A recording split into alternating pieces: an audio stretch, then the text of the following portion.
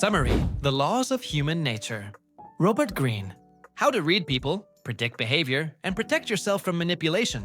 He observes that almost everyone believes they act based on logic, when in reality they are driven by invisible impulses that start long before conscious thought and are only later justified with elegant explanations. He shows that this is precisely where the trap lies, locking so many lives into a cycle of regrets, emotional outbursts, and choices that seem inexplicable. Therefore, this summary presents, in direct and emotional language, Robert Greene's central ideas so the listener can understand what truly moves people and, most importantly, what moves himself. It starts with an uncomfortable question that he frequently ignores in his routine.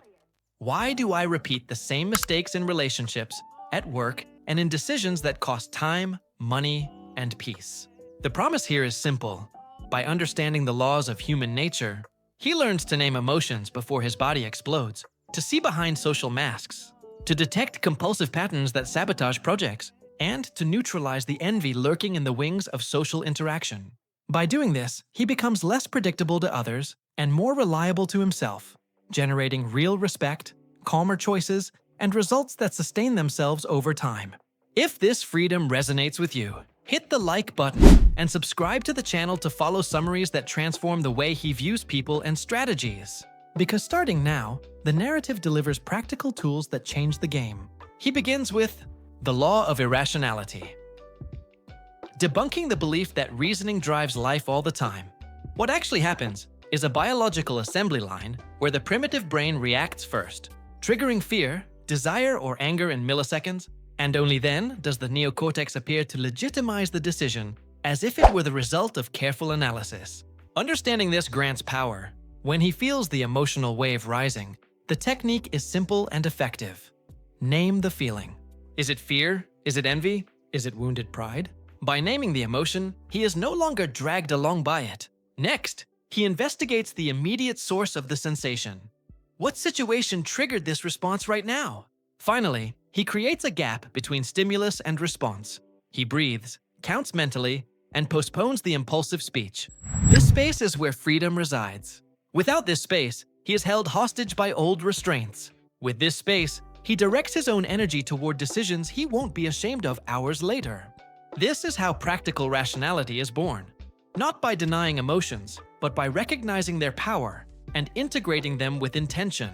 Moving forward, the law of narcissism emerges. This is not about labeling others, but about locating one's own spot on the spectrum of self-love. He learns that there is deep narcissism, which requires an audience at any cost, and healthy narcissism, which combines ambition with empathy.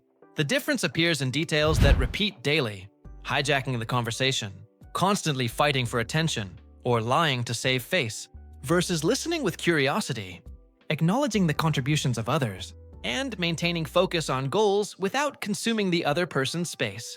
It's possible to train this shift with simple habits, practicing genuine questions before telling one's own story, taking small pauses to check if he truly understood what the other person feels, reducing exposure to vanity triggers that hijack focus, and cultivating empathetic imagination through reading, films, and conversations that broaden the emotional repertoire. The more he shifts the axis from his own story to include the story of others, the more magnetic he becomes. Because real charisma is born from interested attention, not self-promotion. Then he encounters the law of role-playing, and understands why people change their tone and posture according to the environment. Everyone performs. Everyone edits parts of themselves to adapt. This is not inherently falsehood.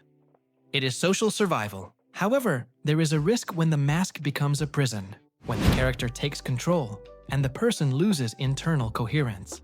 To read the subtext of this performance, he observes 3 clues: inconsistency between words and body language, abrupt changes in behavior in specific contexts, and the person's baseline, how they are when they are comfortable. If they stiffen up on a certain topic, laugh too much, or fall silent, there is something there that deserves attention. On the active side, he learns to align intention, voice, and gesture, adjusting his tone without betraying his values. He uses strategic vulnerability, revealing a small truth at the right time to build trust, but he doesn't turn his private life into a spectacle. Above all, he anchors all social performance in clear core values: because when he knows what he won't negotiate, he adapts his style without losing his essence. Next comes the law of compulsive behavior, which explains why certain patterns repeat even when he promises to change.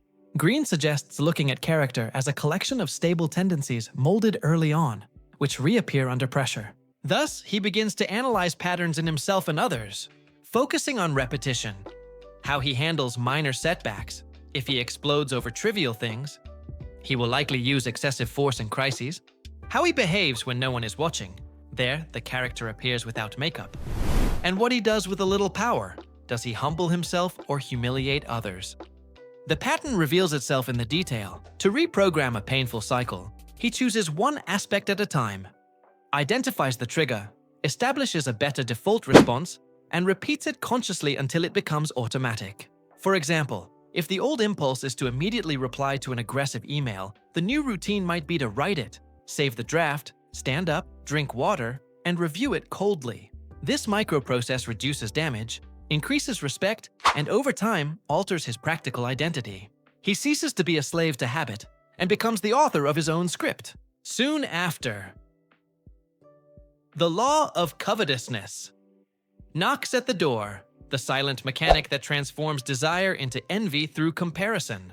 He realizes that identical objects seem more valuable when scarce, that the group's gaze legitimizes what should be desired, that the forbidden gains luster from the barrier, and that mystery prompts the brain to fill gaps with fantasy. To escape this labyrinth, he uses antidote questions. Would I want this if no one knew? If no one praised it?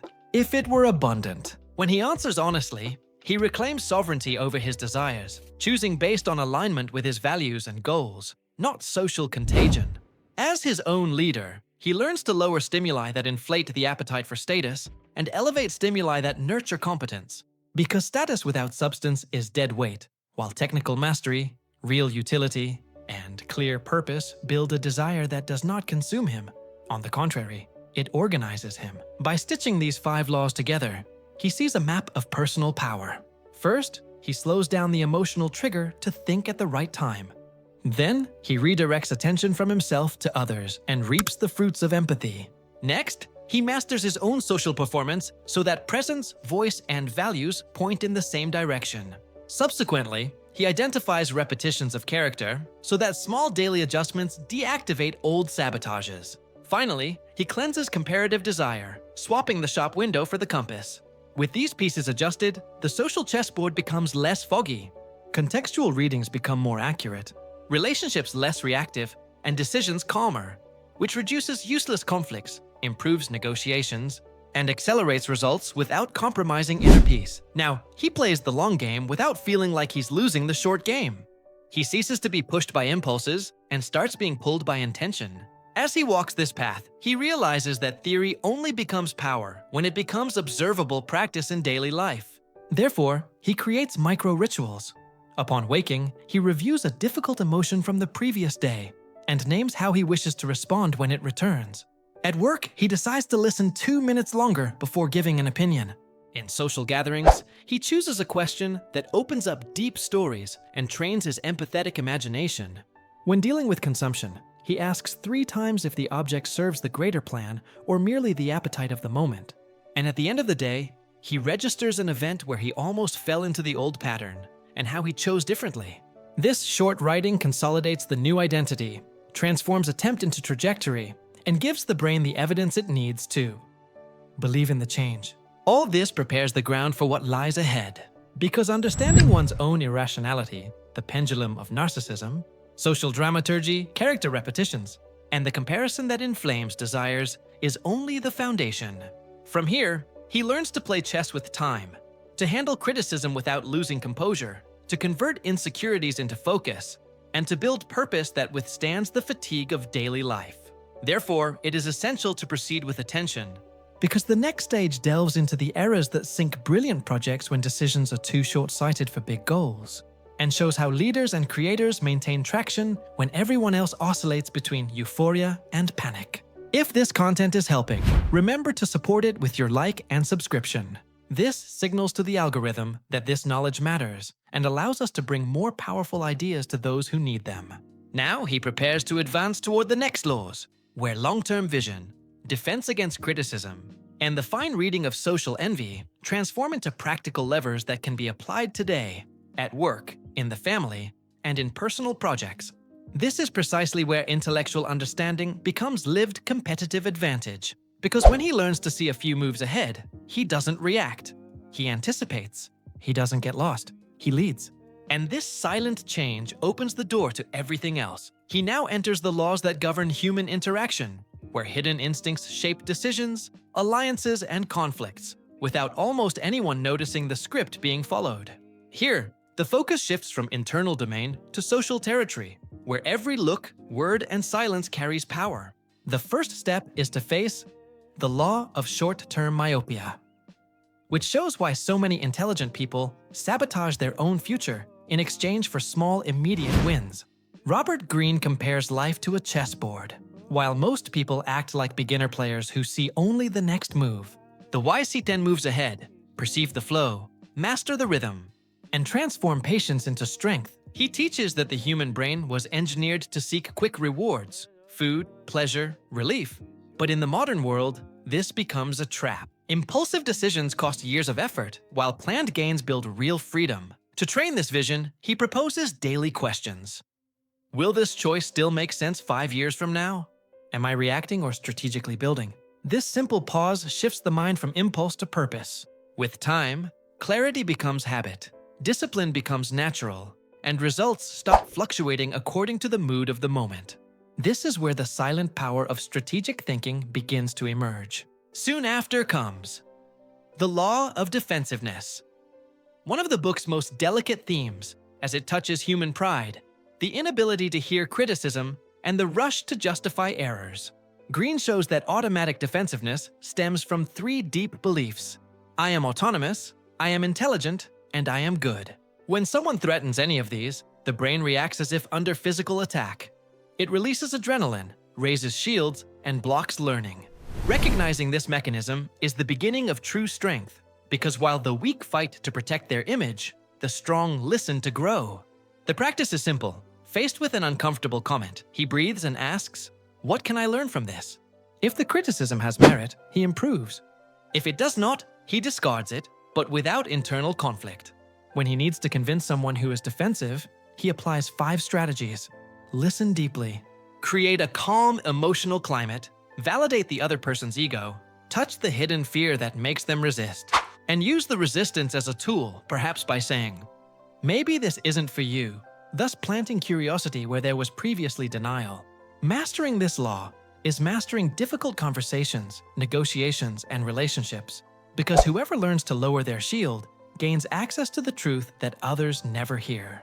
Next, the law of self-sabotage emerges, one of the most revealing because it shows that the greatest enemy of any project is rarely outside.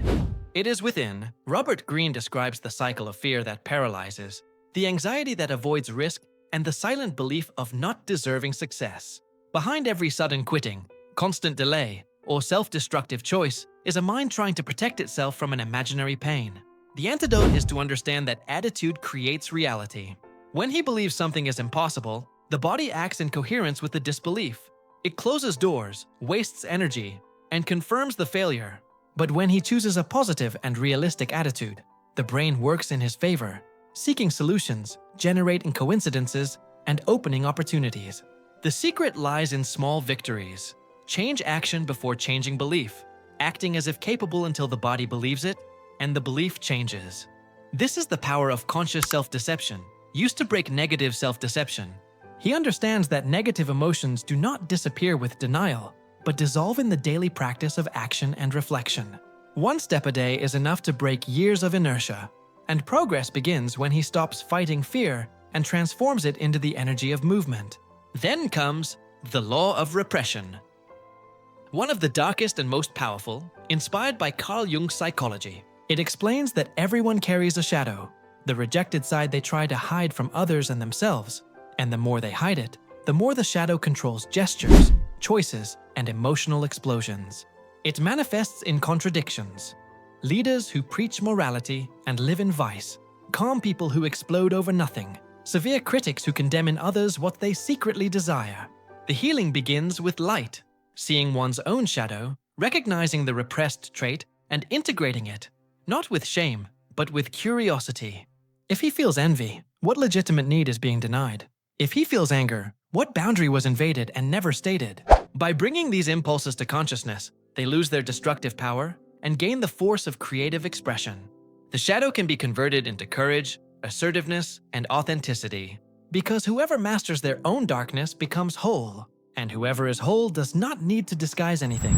They simply act with clarity and presence. This is the kind of practical self-knowledge that liberates without spiritualism, because it is observable, applicable, and verifiable in real life. The transition to the social world begins with the law of envy, a discrete poison that contaminates groups, teams, and friendships. It acts in silence, disguised as criticism, irony, or indifference, and if not recognized, it destroys bonds and projects. Greene shows that envy arises when someone feels that another occupies the space they believe they deserve, and the closer the rival, the greater the discomfort. That is why friends and colleagues suffer more from others' rise than from the success of strangers. The cure is not to deny the feeling, but to redirect it, to transform envy into inspiration and competition into learning. The energy of desire can be converted into fuel if the focus shifts from the other person back to one's own evolution. Furthermore, those who wish to neutralize others' envy should act with discreet humility. Avoid ostentation and share credit, because silent greatness is less attacked than exhibited boastfulness. He also understands that envy is a radar. It shows what he has not yet conquered or what he needs to value more in himself. When he observes this feeling without guilt, he transforms weakness into diagnosis, which makes him emotionally immune and strategically lighter. The natural sequence leads to quo, the law of grandiosity, which explains the danger of believing one is too special. This illusion seduces those who rise quickly, as external admiration intoxicates, and without vigilance, the ego grows until it becomes blindness. The leader begins to ignore warnings, despise collaborators, and believes that talent replaces discipline. But every story of a fall has the same beginning: overconfidence and isolation. Greene proposes cultivating practical grandiosity, a balance between ambition and humility. He suggests recognizing the luck and effort of others, keeping critical voices close, and concentrating energy on concrete goals, not applause. He learns that big dreams do not need to be illusory. They just need to be anchored in daily action and constant self-criticism. Thus, the ego serves the mission instead of destroying it, and confidence becomes a tool, not a poison, because true power is calm. It doesn't scream, it simply builds. Next comes the law of gender rigidity, where Greene dismantles the cultural conditioning that divides emotions into masculine and feminine. Since childhood, we are trained to amputate half our potential. Men are pushed toward coldness, women toward an excessive sweetness, and both lose balance. He proposes reintegrating repressed qualities, allowing sensitivity and firmness to coexist, reason and intuition to collaborate, and empathy and assertiveness to form a complete strength. He shows that romantic attraction is often an unconscious search for what has been repressed, and that the most mature relationships are born when each person recognizes and reintegrates what they projected onto the other. The power lies in being whole, not fitting a mold.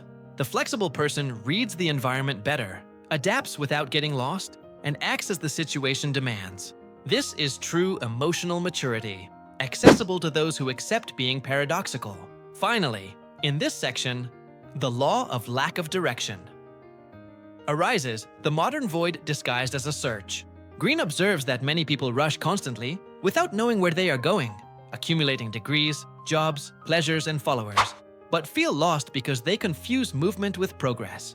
He contrasts this dispersion with the Japanese concept of ikigai, the reason for being, which is born when passion, talent, the world's need, and reward intersect. He teaches how to find purpose through 5 steps: looking at the past and remembering the moments when time flew by, transforming criticism into fuel, surrounding oneself with people who build, breaking big dreams into small steps, and cultivating the state of flow, where challenge and ability meet. Real purpose is not a fixed destination. It is a way of walking. It is the pleasure of perfecting what matters while the world changes. And whoever lives with purpose reduces the noise of comparisons, lessens the anxiety of approval, and gains resistance to endure the discomfort of growth. Because every obstacle starts to make sense within a coherent journey. Concluding this second part, he realizes that mastering the social laws requires a broad and calm perspective, a domesticated ego, and a long-term vision.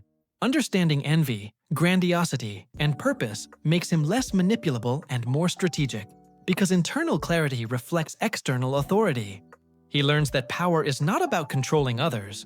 It is about understanding what moves them and deciding when to participate or step away. The secret of those who remain firm while others oscillate is simple: emotional consistency, conscious purpose, and mastery of one's own responses. If this content is adding value, support it with your like and subscription.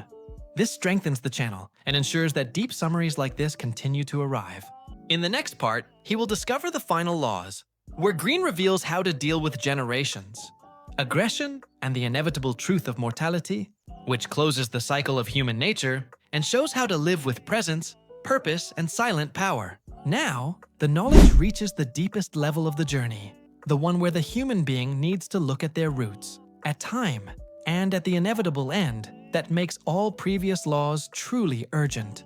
Robert Greene closes his map of human nature by showing that, if up to now we have learned to understand emotions, deal with others, and find purpose, now is the time to comprehend the invisible force of the ages, the aggressive impulse that moves civilization, and the silent fear that commands decisions from birth until the last breath. He begins with the law of aggression. One of the most revealing because it dismantles the myth of modern docility. We live in societies that condemn direct confrontation, but aggression has not disappeared. It has only changed form. It hides beneath polite smiles, calculated silences, and compliments with blades. Greene explains that we are all born with aggressive energy, the impulse to affirm one's existence, defend one's space, and fight for resources. Repressing this does not bring peace.